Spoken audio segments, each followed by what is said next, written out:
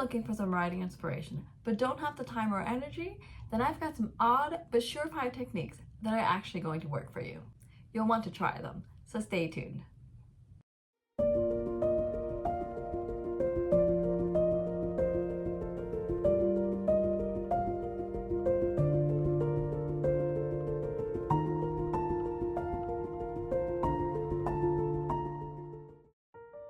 Hello my lovelies, welcome to A Writer's Corner. Today's corner is my writing desk, and today's topic is 7 odd techniques to gain writing inspiration.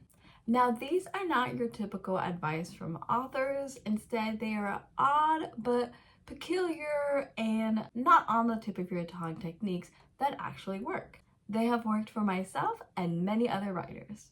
Before we move on to the list, if you're new to this channel, hello, my name is Lisa. I am a writer, a mom of 2, and I still work a 9-to-5 job. This channel is to help you gain the inspiration you need to start and finish your story. And all this information comes from an ex-teacher and writer herself. Please subscribe to this channel to gain more writing inspiration, as well as like this video to push it towards other writers so that we can all build a community of support and guidance and what have you not right here on this channel. Enough talking, let's move on to the techniques that you should start applying today. 1. Write a different story. If you find yourself stuck on your current writing project, switch to a different one instead. This method alleviates writer's block, ensures that you're still productive, and you're still writing. Personally, if I get stuck on, let's say, Project Emily, I move on to a different writing project instead. This could be another novel, a novella, a blog post, or a script for a future video. I have a lot of writing projects that I can focus on, and so do you. So write a different story instead of focusing on the one you are stuck on. 2. Listen to a podcast. Podcasts are great learning tools. There are many shows out there to support you with your reading and writing, such as The Creative Pen and The First Draft. Choose the episodes that most pertain to you or randomize it and do some learning instead of physically writing. 3. Watch a movie. Doctors say too much screen time is actually bad for you, and this is because you're being unproductive. Being a couch potato can actually lead to many health concerns. However, what you're doing here is researching instead of binge watching a TV show or a movie to escape your reality. Watch movies or shows in the genre that you are writing about. For instance, if you're writing a romance novel, watch a Hallmark movie or a rom-com. If you're writing an action-adventure fiction title, try some James Bond or Indiana Jones. And if you're writing sci-fi fantasy, try Doctor Who or Star Wars. You will learn not only plot structure, such as the hero's journey, but character development, elements of surprise, timing and pacing, and so much more. I highly recommend the book and/or course Save the Cat Writes a Novel because it gives you plenty of movie examples. 4. Have a conversation. Instead of focusing on writing, go out and enjoy yourself with friends and family. You'll be surprised by how much inspiration you gain just from talking to others. This could be they offer you advice and suggestions on your writing. You may talk about topics that could be used in your current project or a future one. Or just take a brain break by enjoying their company. I admit I don't always feel like writing. And some days I don't even feel like listening to a podcast or an audiobook or picking up a physical book. My brain is fried and begging for a break. And I'm pretty certain many writers go through these stages. When it comes to yourself, determine what you need as a writer. Do you need full-on inspiration or a brain break? You decide what you need when you hang out with friends and family and have conversations. 5. Interview yourself. Before you commit to sitting down and writing for a certain amount of time or a certain amount of words, ask yourself why you're writing that piece. For instance, who are the main characters? Why are they important to the plot and story? What is the overall premise or synopsis? What lesson do you want your hero and your readers to learn by the end? And why are you even writing this story to begin with? It's vital to ask yourself why you're writing this piece because you don't want to waste your time on a piece that you're not passionate about. I recently published a novella that I had so much fun writing, and I was able to complete it in 1 week because I was asking myself why I was even writing this piece to begin with. I'll link the information to it below. My answers were to see if I can actually write and complete a novella, to entertain readers and myself, and because I want to steer away from contemporary romance, which is what Project Emily is, and instead focus on historical fiction, which is a genre that I love. 6. Do the chores. While doing a chore, you are not in the act of physically writing. Instead, you are doing something else while your brain runs. Allowing yourself to not write can actually spark some inspiration while you least expect it to. Personally, I like to listen to audiobooks while I'm cleaning the house. This not only helps me stay sane so that I'm not focusing on the constant mess of the house, but instead I am focusing on the storyline that I am listening to. And it's the word usage and dialogue that get to me the most because I am learning from this author who I am listening to instead of staring at a blank sheet of paper or a blank computer screen. Try it. And 7, enjoy a break. Burnout is a real thing, so do yourself a favor and take a break. This could be a 10-minute break to 30 minutes to 1 day to a couple weeks. Doing this allows you to come back to your writing and see it from a new perspective, not to mention you are fully energized and ready to go. If you've been following me on this channel, you'll know that my writing actually works around my children and my work. I write early in the morning, during my work breaks, and after my kids have gone to bed. Recently, I started doing some workouts in the evening because, well, I'm getting a little chubby in the middle. I'm skinny fat.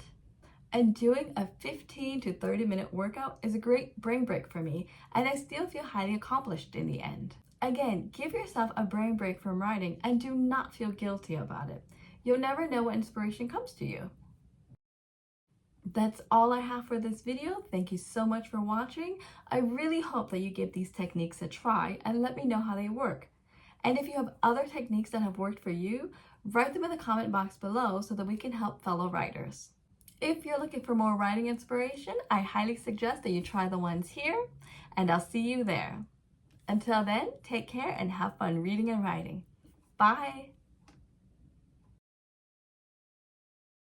How to write a book. In today's video, we are going to explore the steps needed to write a book from start to finish. If you're curious on how to start writing your book today, then stay tuned. My name is Lisa Shimkus, and I am a mom of 2 who went from teaching to lifing. I enjoy writing, reading, crafting, and learning. My channel is here to help you learn and grow through the use of books and writing, and to help you make your writing dreams come true. Many writers, myself included, wonder how to write a full, complete novel. We've been writers all our lives, doodling in notebooks, the walls, any furniture, and, well, practically anything with a surface, really.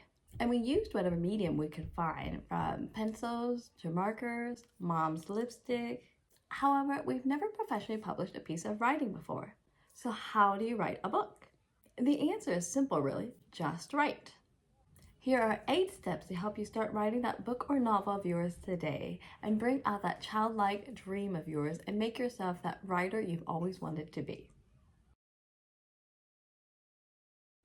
1. Generate a story idea.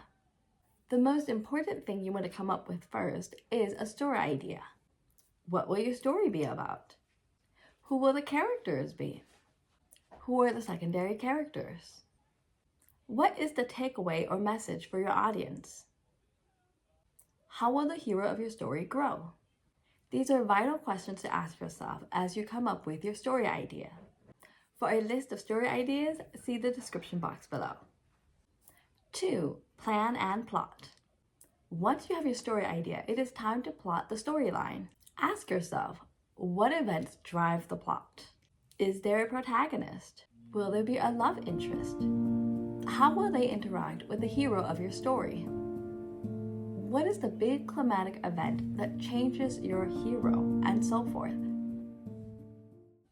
Plot out your story using either a plot diagram, a list of events, or a beat sheet. 3. Create a writing routine. Having a writing routine is crucial because it gives you a schedule, keeps you accountable with your writing, and gives you the momentum that you need to keep writing. Without a writing routine, you will fall astray. And a year from now, you'll be wondering, what would life be like had you written that novel? Having a writing routine ensures that you start and finish your book. If you have children like I do, make time to write either in the morning, during a break in the day, or after the kids have gone to bed. If you have a more open schedule, set aside a chunk of time to write. I highly suggest 1 to 2 hours, and if you're feeling Stephen King, make that 3 to 4 hours. And note, if you don't have that complete full hour, break it up into chunks of times in your day. And choose a usual writing spot you can return to every day. It can be your office, the dining table, the kitchen counter, you name it. Whatever the spot and your circumstances, make sure that you have that designated space and time and location just for yourself. 4. Persevere. If you are ready to start writing that book of yours, grab my novel writing kit in the description box below and start writing today. And persevere. Why? Because there is going to come a time when the characters in your head stop talking to you. You'll hit a block in your writing. Every writer does. But don't let this hinder you. Here are ways to persevere. Write a different chapter in your book. Write the ending. Change the point of view. Write a better beginning. There are many things you can do rather than give up when writer's block gets in the way. So keep persevering. 5. Celebrate your success. Congratulations, you've completed your book. Now that you've gone through the hurdles of starting and finishing your novel, it's time to celebrate. Take a break, go out with your friends, go out to dinner at that expensive restaurant you've been pushing off due to inflation. 6. Edit. You're not done yet. Don't get ready to start publishing. Now you need to edit. Edit your first draft, your second draft, your third draft. Heck, it may even end up being a 10th draft. And why? To make your writing better each time. There's always room for improvement in your writing. To get the most out of editing, share your writing with a trusted friend or family member, a mentor of yours, and especially an editor. 7. Gain input and feedback.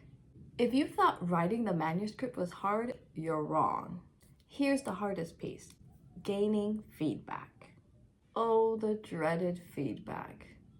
Give a couple chapters to a writing friend, a mentor, your editor, someone whose feedback you appreciate and respect, and have them read it and give you input. And why? Because you've been staring at this piece of writing for quite some time now, and you need a different set of eyes to spot the areas that you may have missed.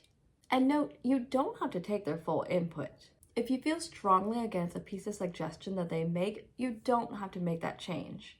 This is still your writing in the end. Don't do something you're going to regret in the end. And another note, the reason why I say a trusted friend or a mentor, etc., is that they won't get butthurt if you don't take their suggestion. These people are here to guide you and truly help you. They're not here to hold your hand and force you to do something you don't want to do.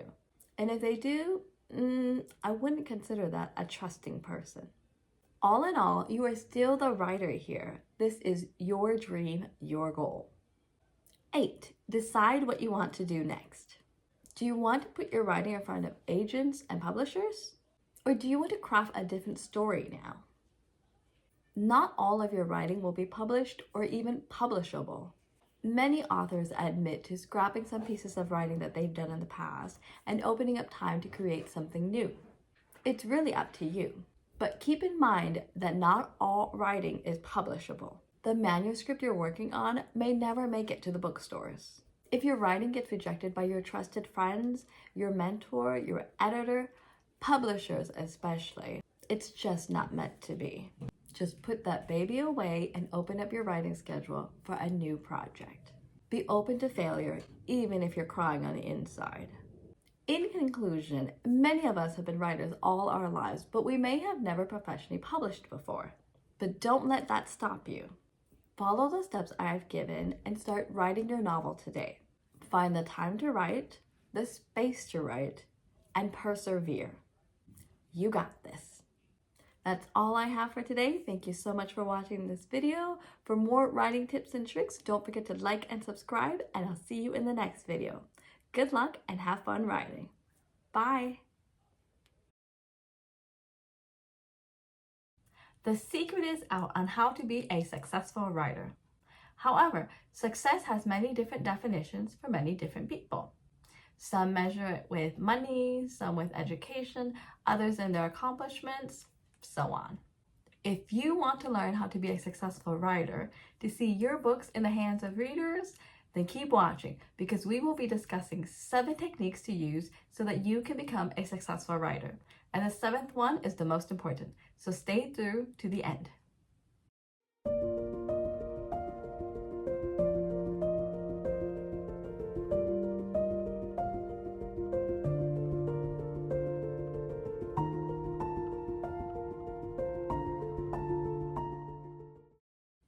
The first habit of successful writers is to have a writing habit. A habit is defined as a settled or regular tendency or practice. According to James Clear of Atomic Habits, habits form just from the micro changes that you make to your life. And these tiny changes can become a habit in roughly 21 days. So in 3 weeks, you could have yourself a writing habit. But what does this writing habit look like? Set aside a specific time to write. This could be 15 minutes as soon as you wake up, 30 minutes in the afternoon, or an hour in your day. Or if you can't commit to writing daily, make it once or twice a week. And if that doesn't work for you, make it once a weekend. Whatever your schedule may be, make writing a habit. The second thing successful writers do is having a ritual around their writing time.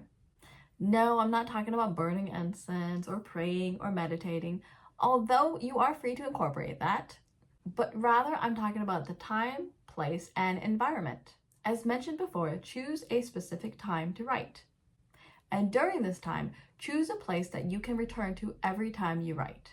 Some authors have an office, a specific place in the house. Some go to the coffee shop or the hotel. They have a shed or a she shed, or even in bed. Trust me, I love writing in bed because it's comfy. As for the environment, have it be clutter-free, because a clutter-free space will give you a clutter-free mind. This means you won't be wandering around the house trying to clean up when you should be writing. Therefore, your writing space should have minimal distractions. The third habit is to read in your genre. If you are writing sci-fi fantasy, read works by other authors in sci-fi fantasy. If you're writing a historical romance novel, read historical romance novels. And if you're writing horror, read horror novels. Not only will you need these titles when you are writing a query letter to an agent, but you will need to study the genre you are writing in. This is one of the biggest mistakes that beginner writers make. They just think, hey, I like to write, I'm going to write a book. I am guilty in this area too. But then they can't figure out why they keep getting rejected or why they can't finish their manuscript. By reading and studying how authors write, you will learn how to start and finish your own writing. There are also patterns in how each genre works, so you will need to read to figure out how to captivate your audience and keep them glued all the way to the end of your own book. So read in your genre of writing. Another mistake that beginner writers make is not incorporating movement into their writing time. I admit this is a secret I didn't know about, but it is something that I do because I have undiagnosed ADHD. Therefore, it helps. So what could this movement be? Getting up and walking around for 10 minutes, going for a run, doing push-ups, or chatting with a friend, colleague, or partner. Allowing yourself any form of movement gives your brain a break. Therefore, when you return to writing, your brain will be ready to go. It is such a simple but crucial step to being a successful writer. I wish schools and more workforces would incorporate breaks into their day. They would have more energized students and staff. The fifth habit is to have hobbies outside of writing. Believe me when I say not every writer writes 24/7. Are there authors who write nonstop? Yes, but you don't have to be in this category in order to be successful. Pick up other hobbies. This could be playing a sport, cooking, dancing, playing chess. I want to say, please don't watch TV as a hobby, but at the same time, I enjoy watching documentaries. So here's what you should do if you enjoy some screen time. Use it as a brain break or research time. Treat it like you would if you were reading or incorporating movement into your writing.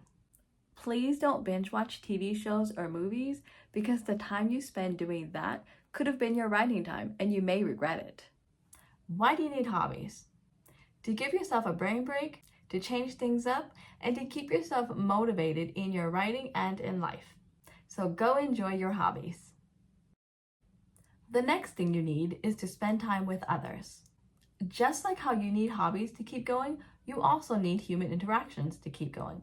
We are social beings. We thrive off of human connections. So make time for friends and family.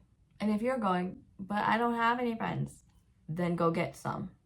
Join online social groups, attend meetups at church, hang out with your coworkers. There are many ways to create friendships. And heck, if your family are your friends, then go hang out with your family. And lastly, stick to a goal. Habit building is all about goal orientation. Consider why it is that your teachers or professors give you a rubric at the beginning of a project or an essay to give you a goal. Now you must give yourself a writing goal. Ask yourself, what do you want to write about? How long do you want to take? How many chapters or words do you want to accomplish?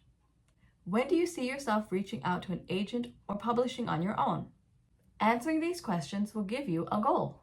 And if you have no clue where to start, then start by reading. See what authors are producing, what intrigues you, and go from there. Check out my writings in the description box. In conclusion, these are the 7 habits that successful writers keep to.